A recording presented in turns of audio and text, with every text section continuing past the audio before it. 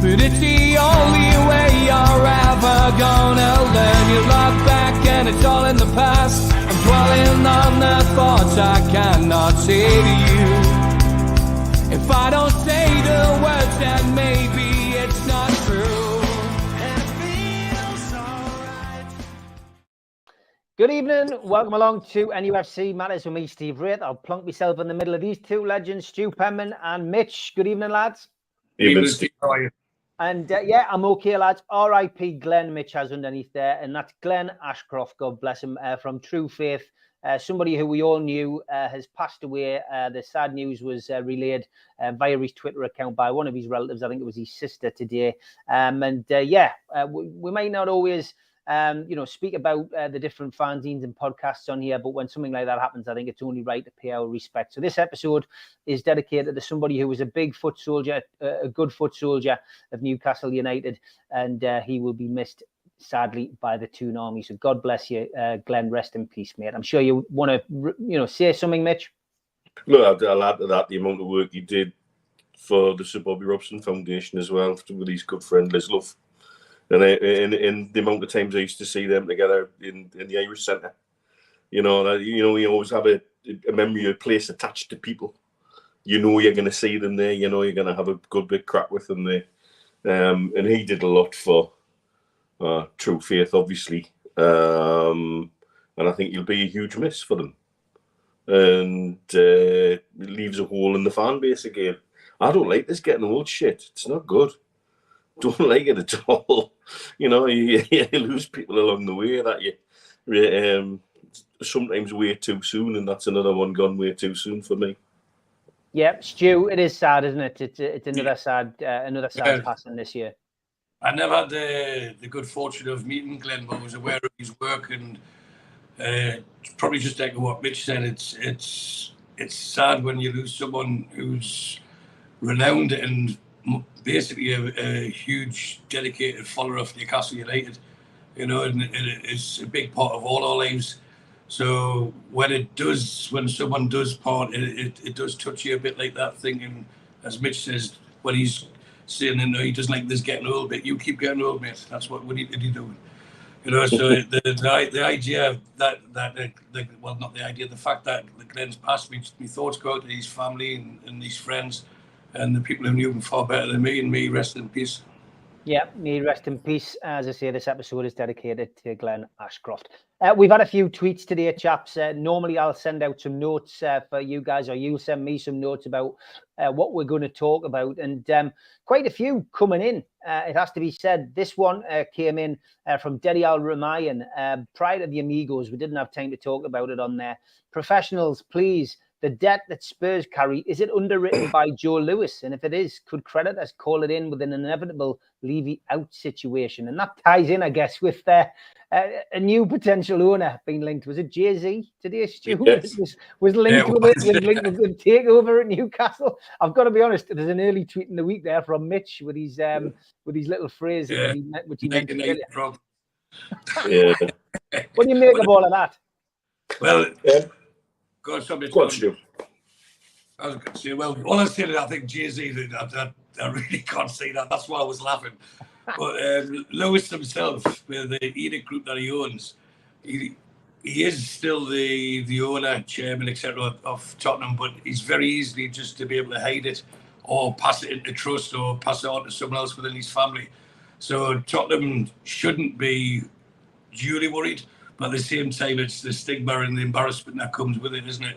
And we've had a lot of that with our past owner, so maybe it's there too. But what I was laughing at is when you said Joe Lewis, I was thinking of when the news broke, and it's 16 counts of what was described as brazen insider trading. I think those were the words, or trading. Yeah.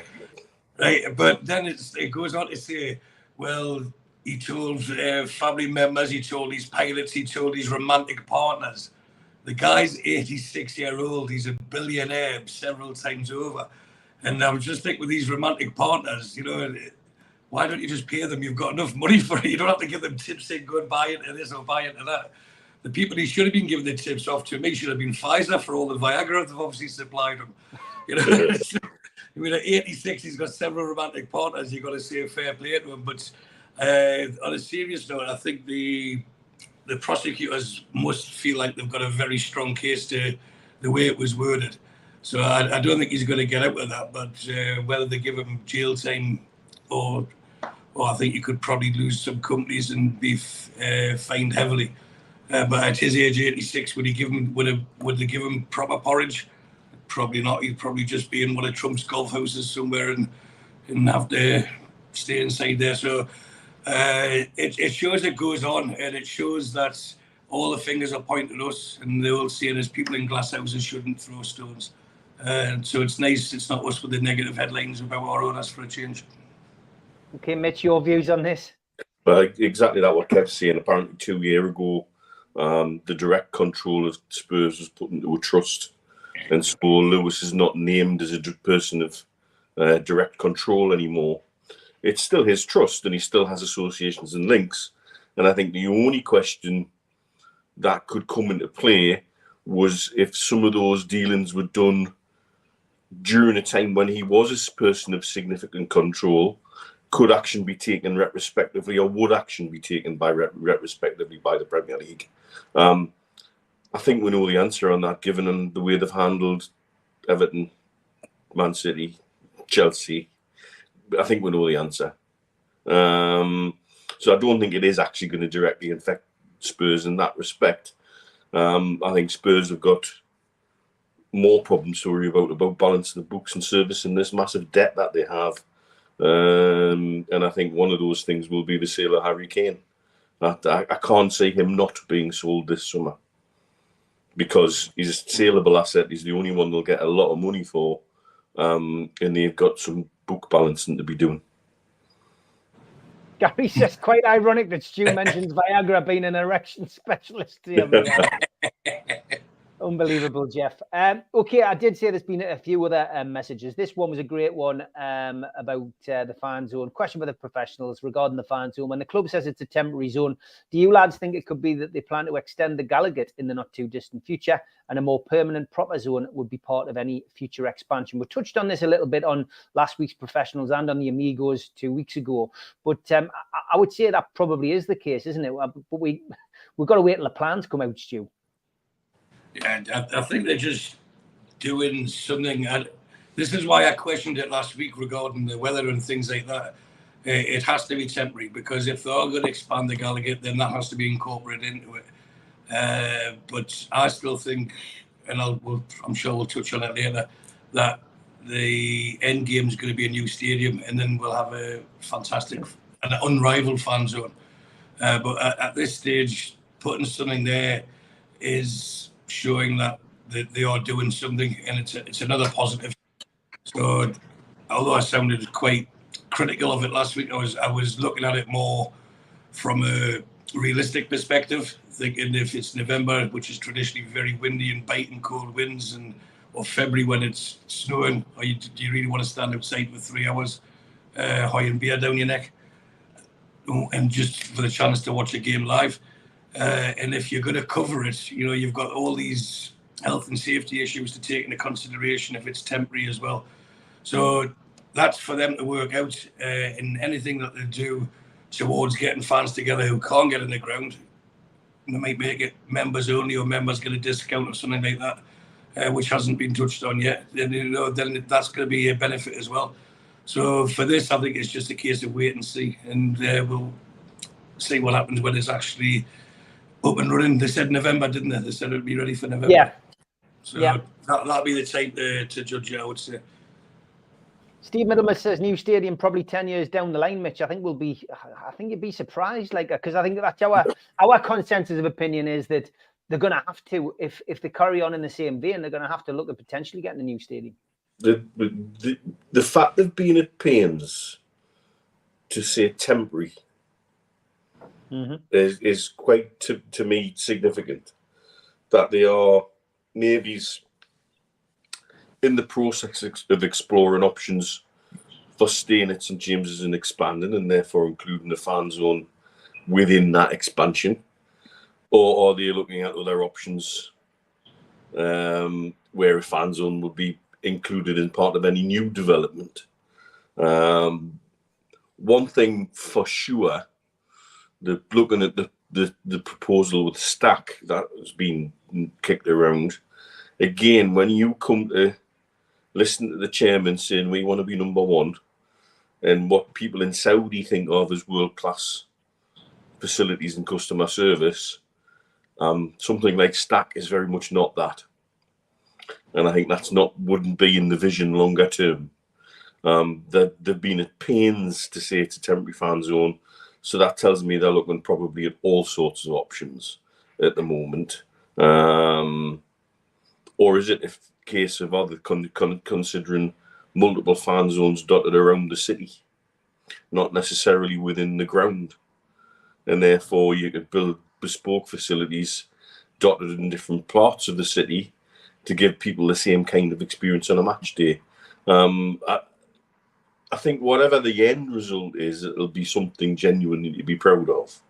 And the fact that they're at pains to use temporary from the off tells me that there's obviously a bigger vision in there that we're not aware of. I think 2030 is a key date as well. Bill says, I would have thought everything will be in place regarding the stadium upgrade by 2030, a big year, of course, in Saudi. This from Lee Errington. Mitch, left field question for you and Stu to throw about. If Kane does leave Spurs, would Spurs look at Callum Wilson as a replacement? Cheaper replacement, leave some cash for debt. And should NUFC consider the deal to look at new striker options? We need the trade to free up financial fair play. This would free up wages and squad players for how to reshape forward line. I'm not wanting to get rid of Wilson, but if the option was presented this transfer window, do we stick or twist? Looking forward to your thoughts on this tonight, lads. Thanks, Lee. I know you're in the chat as well. Stu? It's something I suggested a few weeks back, or near the start of the window. I remember you saying it. Yeah, that we could be, I mean, it's unrealistic, but let's say we sign Harry Kane. They'll need a replacement anyway. And someone like Wilson is goals. He's in the last year of his contract with us. So let's just speak hypothetically here. Kane goes to Bayern Munich for whatever price they want. They need a ready replacement. I think they'll try and hold their own until they get Ivan Toney. That's my personal opinion. But that wouldn't be till January. He wouldn't be match fit again until February. By that time, they're out in the cups and they're not in Europe anyway. So they'll need someone ready to replace, and even to try and appease the fan base, because their fan base turns quicker than ours, believe it or not. So the Wilson would be a target for them. I'd be surprised if he wasn't. He does score goals. Look what he did last year. I think he finished 5th in the league, and he was out for a considerable period of time. And like game time, he wasn't playing every time, was he? He was coming off the bench, etc. So someone like Wilson would appeal to Tottenham, but would Newcastle be willing to let him go? The obvious answer is no. But then you think, let's say they offer 20 million for him. With amortization, that gives us 100 million take off salaries. We could go and buy a player, a decent player, a younger player, for 60 plus million. But at the moment, the way it stands, I think Eddie Howe would have an epileptic fit if they said Wilson's going, and even Isaac is the only recognised striker. And I can't see us doing any favours to Tottenham, because they've been going out of their way not to do favours to us for a long time. So to help them, I can't see it doing to help them, but if it helps us, then it's a distant possibility. I don't think it will happen. So, but I could see the fact that Tottenham would be interested, and why wouldn't it be? We've now got a squad that should be interested in other teams. So yes, it's nice that the link's there, but unless we've got someone lined up this late in the window, I don't think I would go for it. I really don't. Okay, yeah, I guess it depends on how late in the window, Mitch. I mean, if it's the last week, I mean, it's not going to give Newcastle any time to get a replacement. I think each deal will be evaluated and assessed on its merits if it was to come one way. And I think there'll be no sentimentality on it. I think it'll be, do these numbers work for us? And does this allow us to move forward and improve the squad in the way we want to do? You know, if that was the difference between Eddie being able to bring in a couple of players that he wants or not, then it's a deal that would have to be considered. Personally, keeping them makes wonderful sense, and adding a third striker to him and Isaac would be the way I would prefer to go. Do I like the idea of helping Spurs when they've done very little to help us? In fact, they've done everything to try and baffle and get in the way, down to being one of the clubs complaining about Saint-Maximin going to Saudi, you know. So they're not particularly, doesn't make me particularly sympathetic to their cause. You know, I don't like to see clubs in financial trouble, but by God, I wouldn't be upset if the banks squeezed their pips until they squeaked. But I think, on the face of it, if the deal's right and it means we can go and do something spectacular, we've got to have no sentiment about it. It's just if it works for the club and the manager, then it works. But I think also we've got enough business of our own to be worrying about at the minute first, in my opinion. Okay, there's a lot of comments coming in about the stadium. Barry says, I would like them to extend the current ground, not move, but it's looking less and less likely. It's our home, all the history, but at the same time, I understand we need to grow. Paul says, we all agree there should be no sentiment in selling players on and improving the squad. The same mantra should be said of moving to a new stadium, no sentiment. Michael says, who was running Atlanta and oversaw the building of the Mercedes-Benz Stadium? Oh, hang on. He says that was our CEO, which is true. And Ian says that would be my preferred option if we had to move St James's Park. If it moves, let's improve and upgrade Lees's Park and offer financial support going forward whilst only moving a few hundred metres. Lots of opinions, as you would imagine, on that. And Lee says, thanks for your comments. Good comments, lads, on the on his question. I'm going to stick this one in the chat now because Neil Calvert, who's a regular in our chat, did put this out. So I'm going to bear with this as I get it onto the screen. His first question was, if Chelsea only get fined £7.8 million for breaching financial fair play, what's the point in having the rule, lads? Stu? Because eventually they'll make an example of someone, and guess who that would be? And we made loads of assurances that we wouldn't do that, and you don't know what's tied behind that. You know what penalties could be imposed upon Newcastle, because that's been agreed with the Premier League. It's nothing to do with UEFA. It's been agreed with the Premier League. This is what we'll do, but more importantly, this is what we won't do. And we are playing everything by the book. And I'll say when rather than if.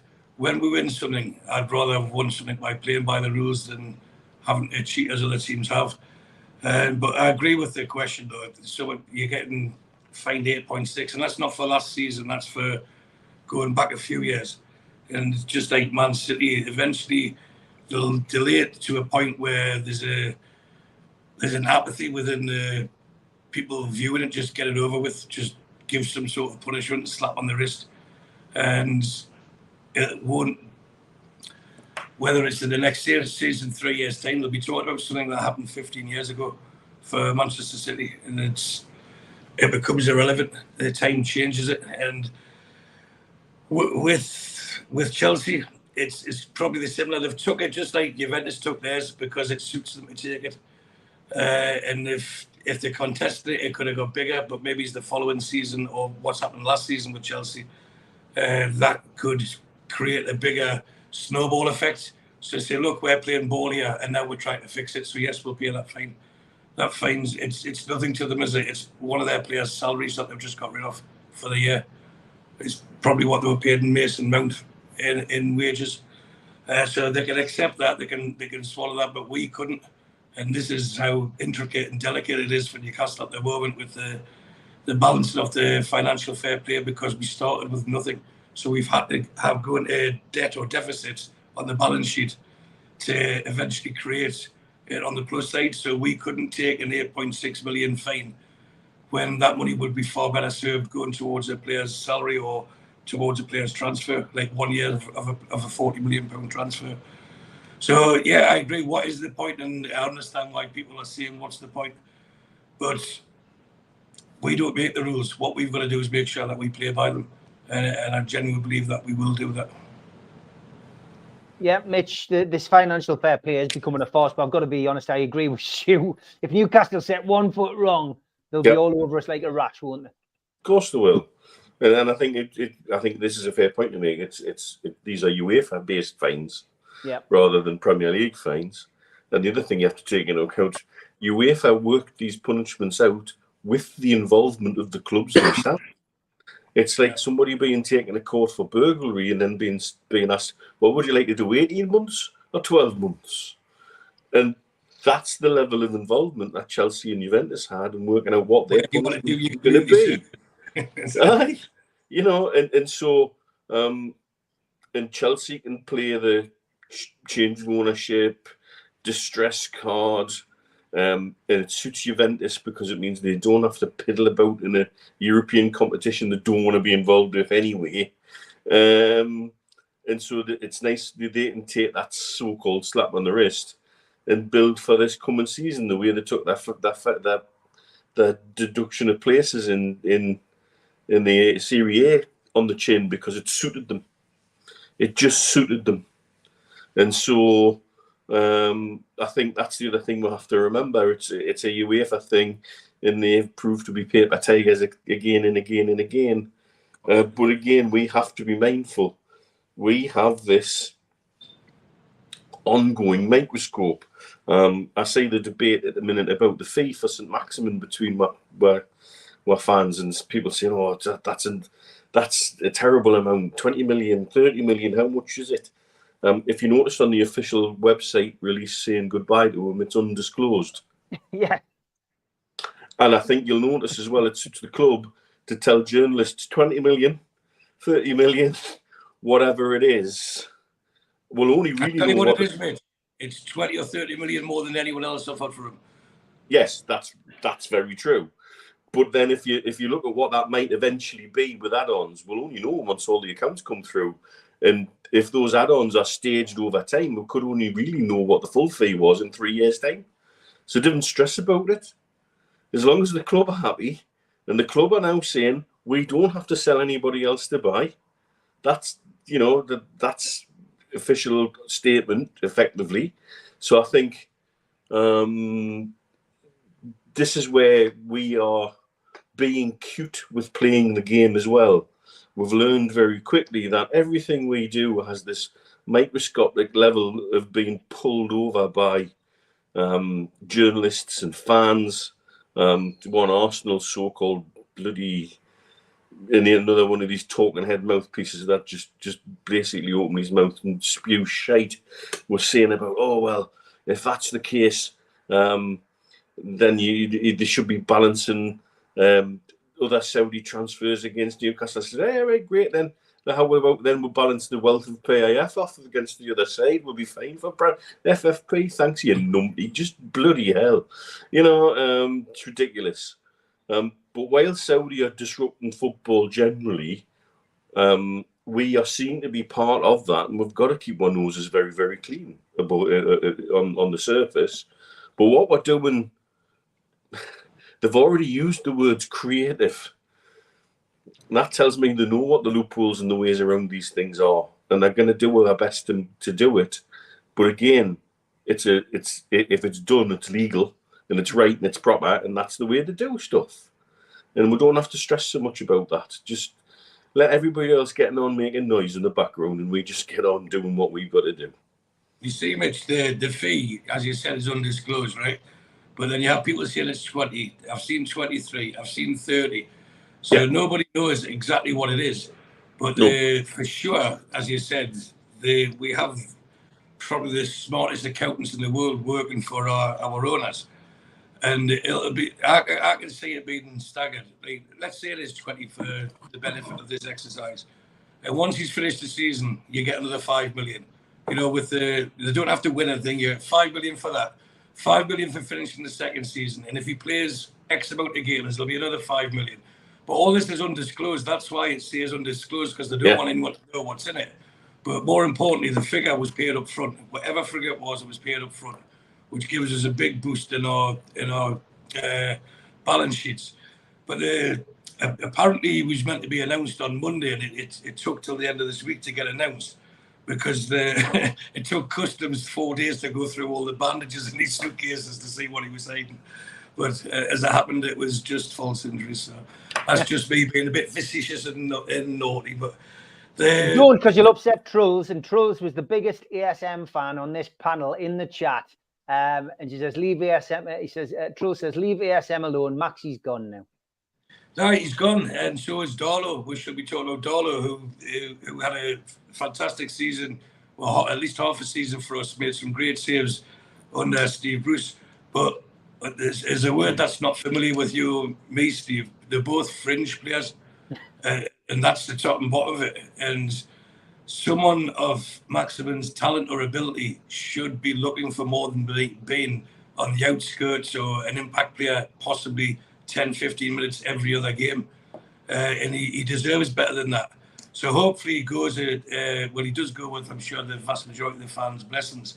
And he finds, that sounds a bit deep, this, but he finds peace with himself, and he gets himself to a place in Jeddah, which is beautiful, by the way, where he's allowed to flourish, and he's not bogged down with, in his opinion, with tactics and training drills and stuff like that. He's allowed to go and express himself, and I really hope he's a huge success.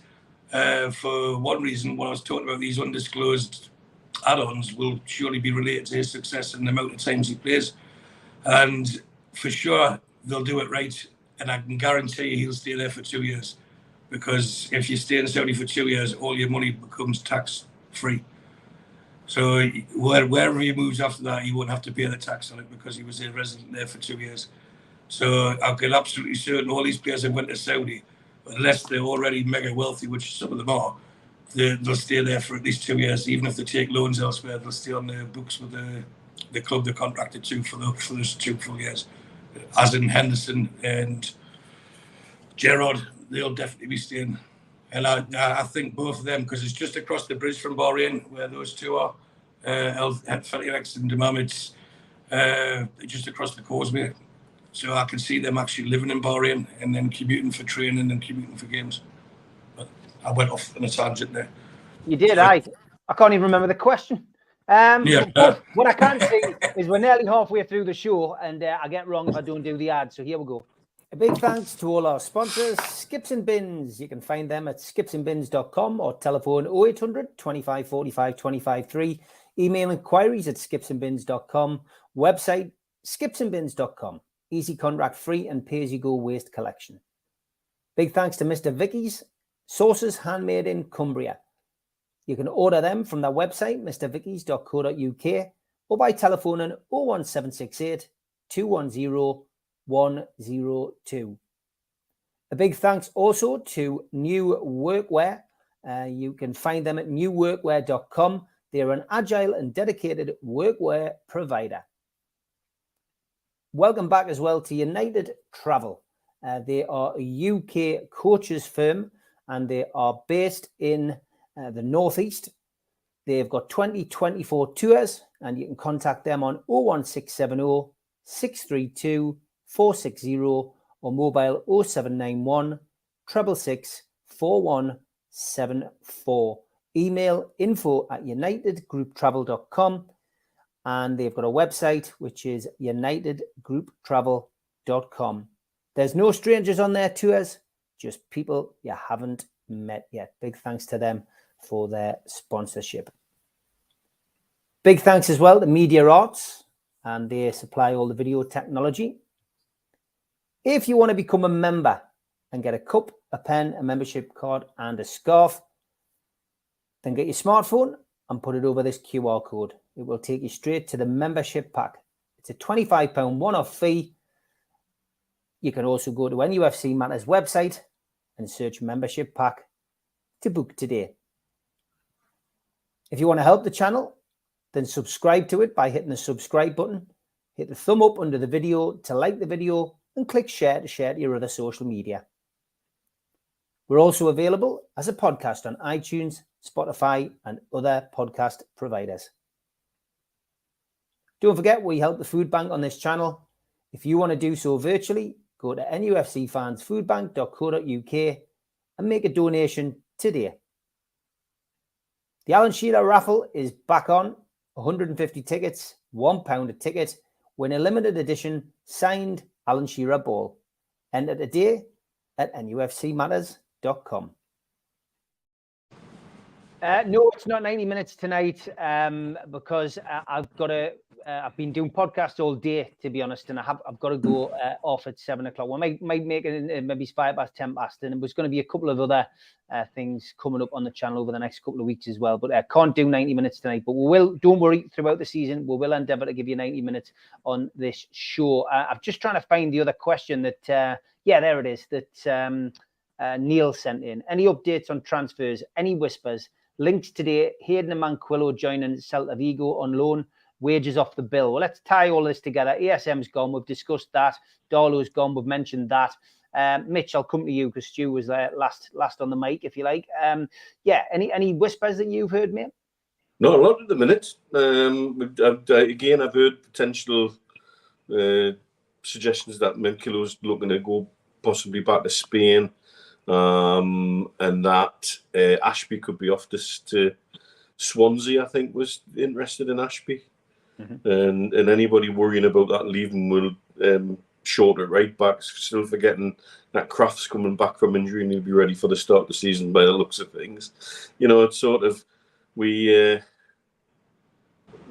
sometimes forget that we've got people sitting there good to go. The Hayden, Fraser and Hendrick situation. It just shows another one of those decisions made under Ashley that are a little bit like shackles on my ankle. And I think there's no doubt we'll be looking to actively find those guys somewhere to be at the start of the season, be that as a loan or be that as a sale. But it's not that easy these days just to get people out, you know? And so contractually, they're within their rights to sit and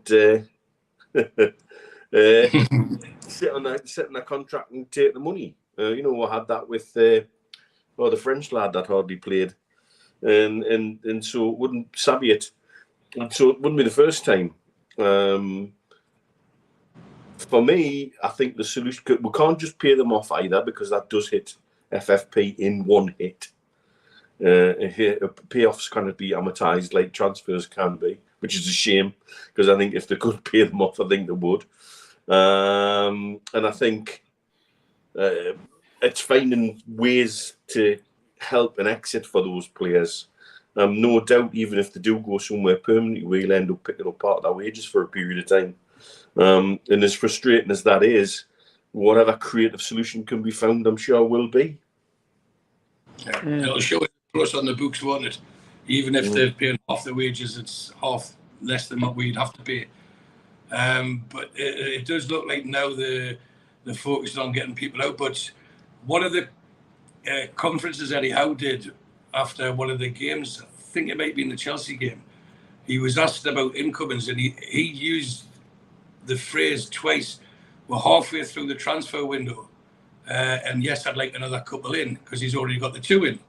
So that tells me that maybe I'm just being too positive or looking at it too much. I think we'll get at least another 2 first-team ready players that will go straight into the squad. That's what I think we'll do before the window's out, and that'll be as a minimum. And of course, you all know who one of them would be at left back. And I don't, at the moment, see the need to spend 40, 50 million quid on a centre-half to partner Botman. I think Shaw was fantastic last season. Yes, he's capable of being injured, but so is every player. And he didn't miss many games last season. And we've commented numerous times on here how Lascelles has done exceptionally well when he plays, and he did the other day as well. I just watched. Sorry to interrupt you, Stu. I just watched Arsenal All or Nothing, and I didn't realise because Tierney obviously features in that. I think it's episode 8 or 9, and he actually he played on an injury at Arsenal. He didn't notify the medical staff. He then went and played 5 games and didn't have an issue. But then he came out of the shower completely innocuously. Came out of the shower at home. And that's where he did the damage to his knee. So it's quite a strange one, but he didn't report the initial twinge that he had because he didn't think it was important to medical staff. And the medical staff weren't happy at Arsenal. But it's weird, and that's when I think it was his knee. his knee went, and that's when his season was over. But it was interesting because I wasn't expecting to hear that, but I watched that this week. Yeah, we also said this week that he was fit to play every game last season, and they didn't get picked. But I think maybe it's a Go West song, wasn't it? The king of wishful thinking. But if we are to sign him, I think it'll be later in the window, because now in pre-season, people are very reluctant. The top teams and the players that we're trying to attract, they're very reluctant to let them go. So with that, and I think they might give him some assurances to get more game time. Now the season starts in a couple of weeks. There's 3 more weeks off the window to go, and if he's not starting the first team every game, he's going to be knocking on the door saying, "Look, just let me go." It's a big season for him, and I know we've mentioned before Scotland are highly likely to qualify for the Euros, and he'd get picked even if he wasn't playing. But as a professional footballer, he wants to be playing every week. And there was links of him going to Celtic. Celtic couldn't afford him. And so it's just whether Arsenal would be prepared to do business with us, because I think deep down he would like to sign for us and he would fit our system. I know Eddie Howe does like him. So, yes, to answer the original question, I think we're not finished signing anyone by a long stretch, and that's even been hinted at. But he did contradict himself, did Eddie Howe. He says we didn't need to sell to buy, but then we did need to sell to buy in the same sentence. So he's playing a game, and let them play it. Yeah, it's a good one, isn't it? Yeah, but just remember that the people that we've, like the Darren Nealses, the Silverstones, the Ashcrofts, etc., they're all top of their trades at what they do, and we've got them, and there's still a big gaping gap on the trading shirts. That even just one way of bringing extra money in. Now, if that isn't done, I would say possibly before near the end of the window, after the window is closed, someone's not doing their job properly, because that is a way of getting extra income in easily. But I know we have mentioned what you don't want to do is bring all these sponsors in and everything. Oh, hang on, you're saying you're skinned. So you negotiate over 40 million and you're trying to get it down to 35. We want the 45 now, because that's what Southampton have done with this Livermore as well. It's just went too much. And Newcastle will walk away from it. And then clubs come crawling back and say, "Can we have your money, please?" But by that time, we may have focused on another target.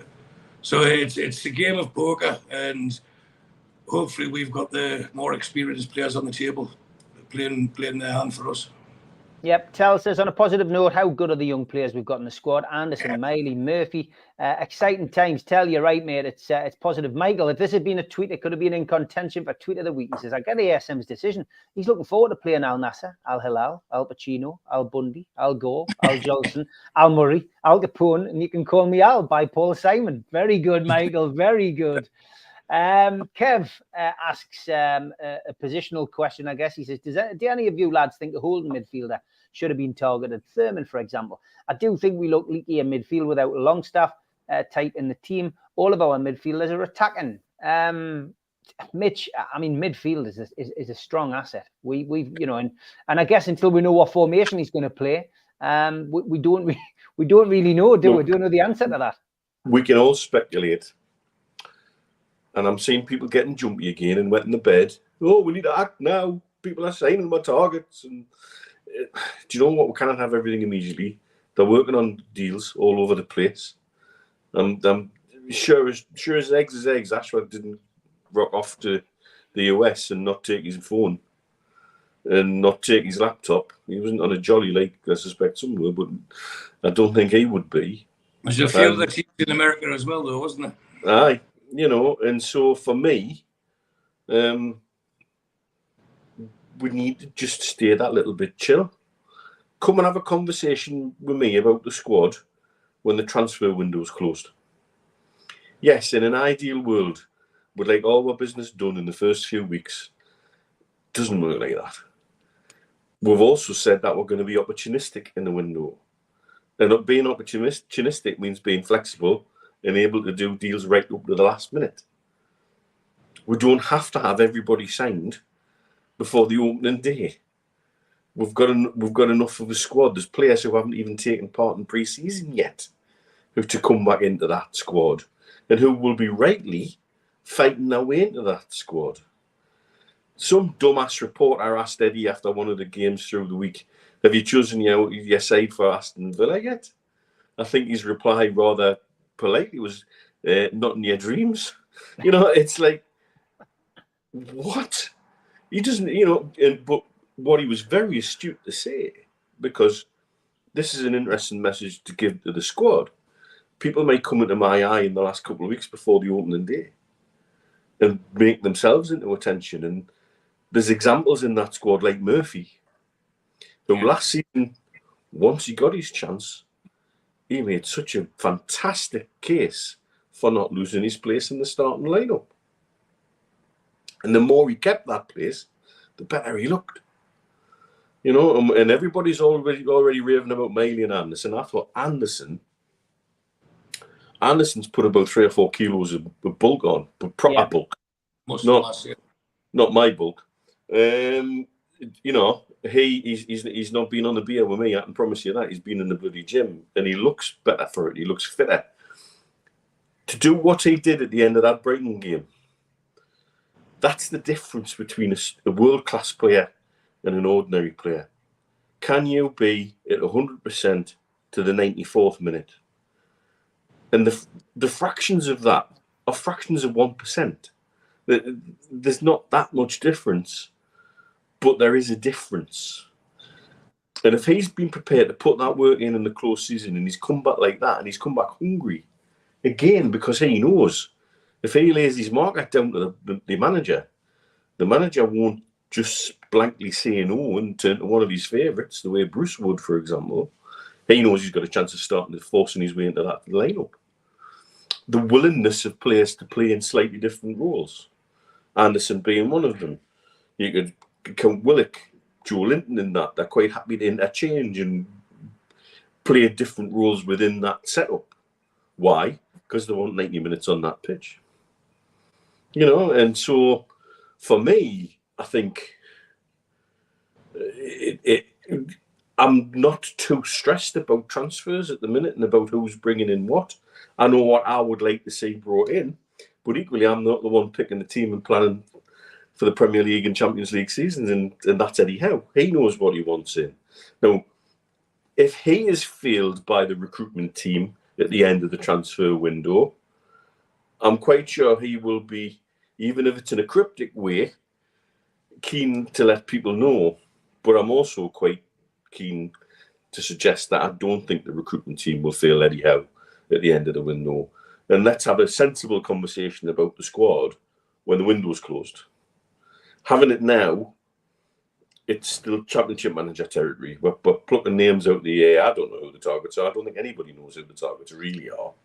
I think we're very, very, very good at misdirection and smoke and mirrors these days. I think they're very good at chucking a shiny thing in the corner and saying, oh, look, a squirrel, where we're off in the other corner doing no real business. And that's fantastic. And certainly, that's where I'm at with it. Maybe I'm too chilled. Maybe I should be panicking, but I'm not. And, I know we use trust the process. Over many things in Newcastle United, you could say that.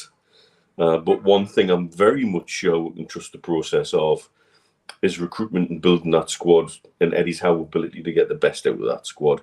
And I trust his decisions based on his decisions over the last 2.5 seasons. So over the last season and a half, rather, 18 months. Mm-hmm. Okay, Stu, you in agreement? I mean, me personally, I think Mitch has hit the nail on the head again there. We do this dead cat thing, don't we? Look over there, whereas we're doing stuff over here. Diazi now looking as if he's probably going to go to Chelsea, for example. Newcastle linked, not because they've come out and said, we want to buy him. They haven't made any big noises about it. But it's just papers. It's agents, isn't it? And agents, absolutely, it's agents. Yeah, it's the agents, but. Try and mix a few things together here. The US tour, to me, it was a massive positive. The fitness that was referred to quite often, the results, and yes, they do matter. I know it's easy to say they're only friendlies, but you say that when you're getting beat. But we were playing top-end Premier League teams. The 3 teams we played all finished in the tops, well, apart from Chelsea, I suppose. But Chelsea have, they're renowned as a top club, but we come through unscathed and unbeaten. And I think Philip will give the squad as a whole, because that was a really under-strength team from the majority of people's first 11 against Brighton, to win that game with the fitness shown, especially by the younger ones, because Anderson and Miley get all the credit, and rightly so, because they've both been excellent. And Miley doesn't look like a 17-year-old, does he? He remains this, without putting too much pressure off Paul Gascoigne, who took to the game and understood the game and could read the game. Even when he came on as a substitute, he knew exactly what he was doing. And as I'm glad Mitch mentioned Alex Murphy as well, the centre half, because he's been foot sure and confident and composed in the games that the minutes he's had on the pitch. He's looked really good. So if you add those three to, I know Anderson played parts in the squad last season, but he was really, really just a bit part player, and it was just giving the minutes here and there, unless we're really short of injury. But if he started more regularly, I don't think anyone would have any complaints now. So you add that, then you've got Gordon, who's firing on all cylinders. Add Tonali, add Barnes. And we finished 4th last year, and we've got that added already. You know, so the bedwetters that Mitch was talking about, they need to put a plastic sheet down or something. There's no need for it, because we are already a lot stronger than what we were, and there'll be more added to it. These people know. And the one thing that we keep mentioning to the chairman, when he said number one, we'll do everything we can to get where we want to be without rocking the boat too much. The team spirit has to stay there, and everyone gets integrated. So I think the start 11 will be a lot different to the 11 that Eddie Howe, I would imagine, would want to play if he had to nail, right, there's your squad now, pick your best 11. But the start 11, if you... let's just say you end up with, similar to how it ended last season, and you had Gordon on the left wing, Isak up front, Miggy on the right wing, and then you've got Bruno and Joe Linton with Longstaff in the middle. Would anyone be upset with that? And then sitting on the bench, you've got Barnes, Isak, Murphy, Tonali, Wilson. We're not bad. That's an exceptional team. And we've got more to come. You've got young Miley to come in, you know. So the Willock, who's still injured and working his way back to fitness, we're not that far away from having a really good campaign again. And I've said it before, and I've said it again. This coming season could be the best in our living memory, and we should be fully behind them when they're on the pitch, because I know that the coaching staff are focused and they work extraordinary hours and do so much research to maximise every percentage to make that team as good as it possibly can be. And as long as they keep adding better players, that it'll get better, because these won't take their foot off the pedal. They're not going to sit back and relax and say, hey, haven't we done well there? They will keep pushing and keep pushing and keep pushing. And that's what we should be proud of and happy with and embrace, and start moving forward and thinking, right, where do we really need to add? Because even in this chat here, there's probably been about 5 or 6 different names mentioned who we think we should get. Yes, I know I'm guilty of mentioning Kieran Tierney every week, but Kieran Tierney would start that team and he would strengthen that team. So just still, I think this is a product of we're still learning to have a winner's mindset. And we've got to re-educate ourselves about how we should be thinking, embracing certain things like squad rotation and having a squad that you can drop 3 or 4 in for different reasons at different times, and to keep the minutes out of people's legs, and then we all benefit from that. We have this thing as a fan base as well. Have you noticed? Some players, when they don't play and they spend a lot of time on the bench, get better, and some get worse. Yeah. So, you know, I see people saying, oh, let's get rid of Lascelles. Hang on a minute. The manager's just waxed lyrically about him for 10 minutes after a question in a press conference. He's part of the leadership group. He's the captain. And quite clearly is going to remain the club captain no matter what. He barely kicked the ball for last season, and that wasn't his fault. It was the form of other people ahead of him. When he did come in, he didn't really do anything wrong. In fact, I think he managed Haaland down at Man City very, very well, probably better than some centre-backs. And yet, the more time he spends on the bench, he gets worse. And then with a player like Mitrovic, who the less he was playing, the more people wanted him in the side because he was better and he was a goal scorer and he was better than anything and everything. And this is a small club mentality. This is what we have to change. We have to accept that players come, players go. Goes back to trust the process, doesn't it? That's the thing. And you're right, you know, and trusting what your manager's plans are and how they want to take the squad and develop the squad and build the squad. Well, Mitch, I think as we both know, the way the financial players work, we won't be able to spend as much in the next few windows after this one. This is the last, I think, the main splurge until they start catching themselves up with sponsors and revenue and stuff. But Miley and Anderson genuinely could save us £100 million in transfers. Yes. Genuinely, they could.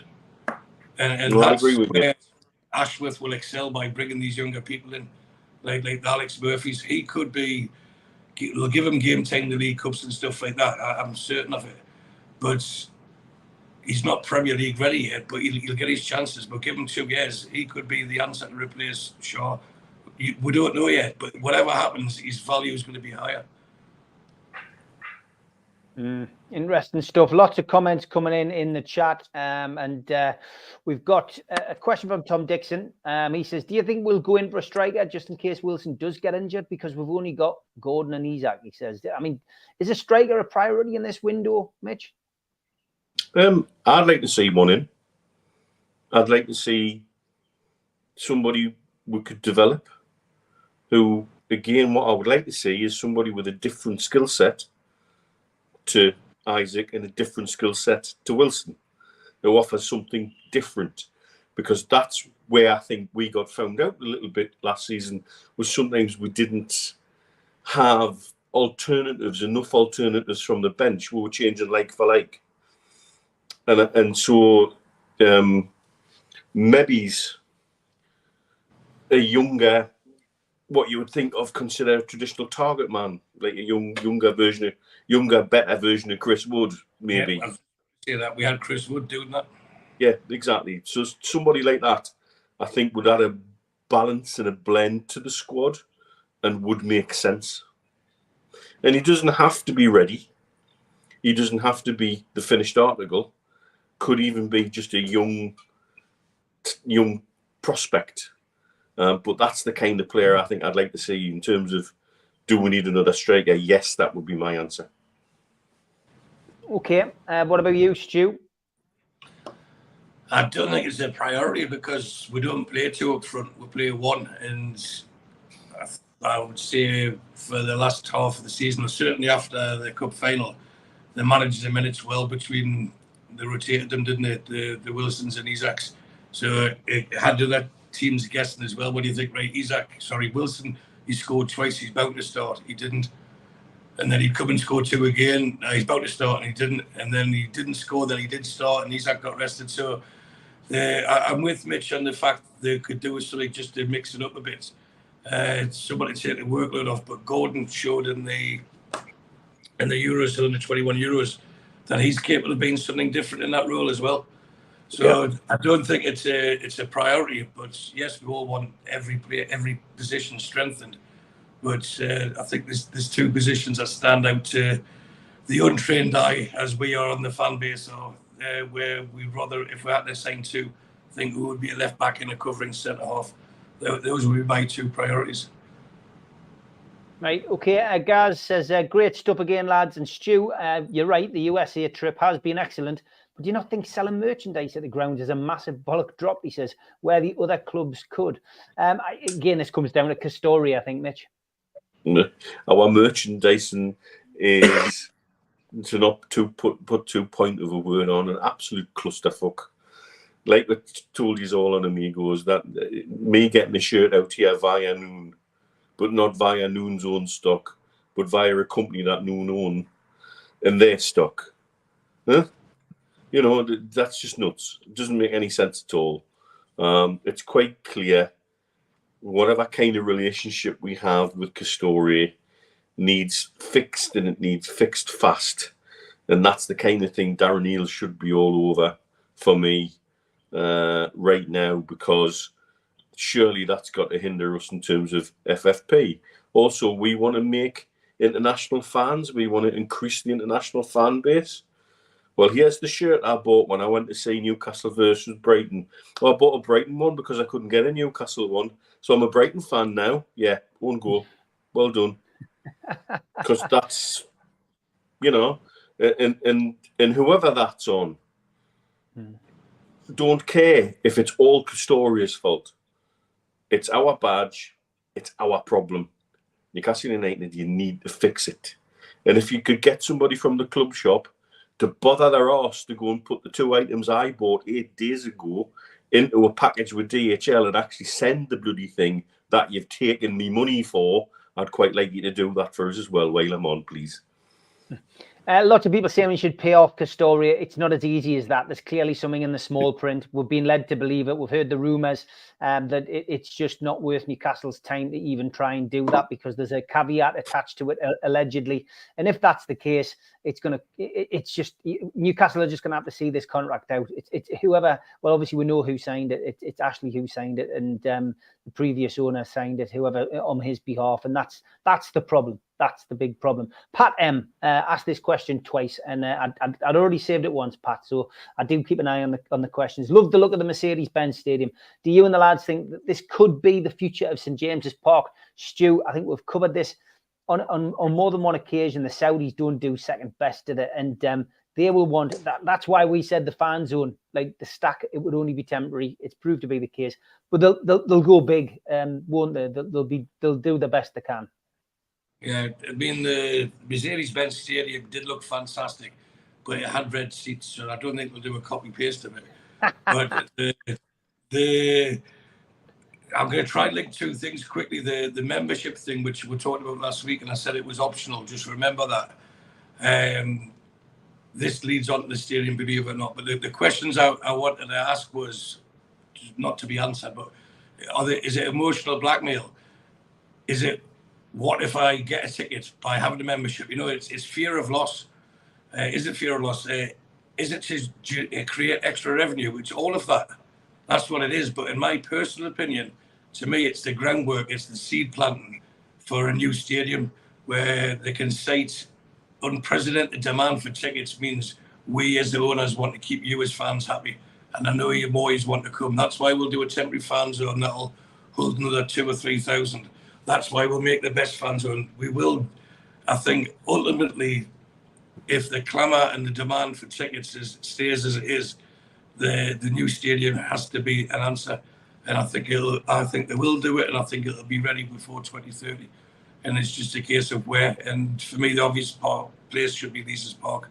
So at least you've still got the affinity to close to St James, and it's not going to affect the business of as much of the pubs that trade off it, and not just the pubs, but the surrounding businesses that really do survive off the match day.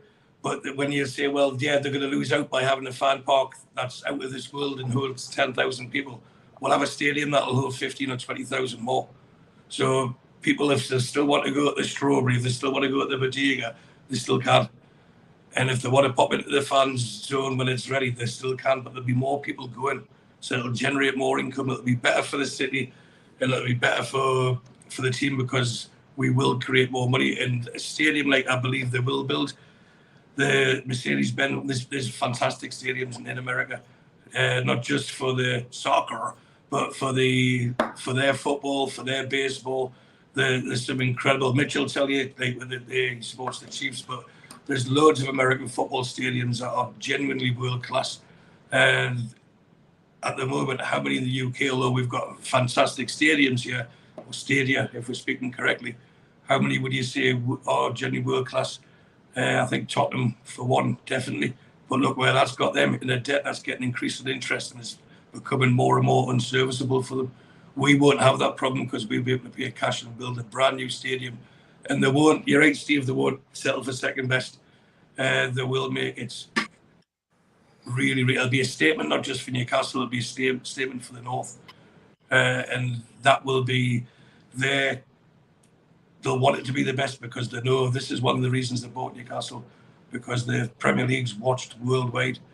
And if you've got the best stadium in that league with the best team in that league, it reflects well on them. And if that's called sports washing, then let's get washed. Mitch? Yeah, just the comments in the chat there. Ashley has got nothing to do with Castoria. I've said it once, I'll tell everybody a million times. And if you can prove us wrong, fine, but I know I'm not wrong. All the conspiracy theories out there that have Ashley as being part of Castoria was all invented by Celtic fans to wind Rangers fans up on the back of the deal for their shirts, and the fact that he still owns Rangers' badge and shit like that. So that we can debunk that. Yes, they do have close associations because they're in the sportswear industry and they share supply chain and blockchain things, definitely, but it doesn't mean that Ashley has any means of control or interest in Castoria at all. You know, when it comes to grounds, I always go back to the stuff me and Steve Hasty did with Jay French and the Canadian lads. And he works for a company called Matthews Southwest, and he shared with us the plans they did for Dallas's new stadium for the Cowboys. And all these new stadia that are being built around the world tend to be not just match day things, they're 24/7 things. There's food and beverage, there's often small shopping malls and things like that associated with them, things that will attract people to that arena outside of just the main sporting event that it's there for. And it's a 24/7 thing. And the centre of Newcastle would make perfect sense to keep it there with something like that attached.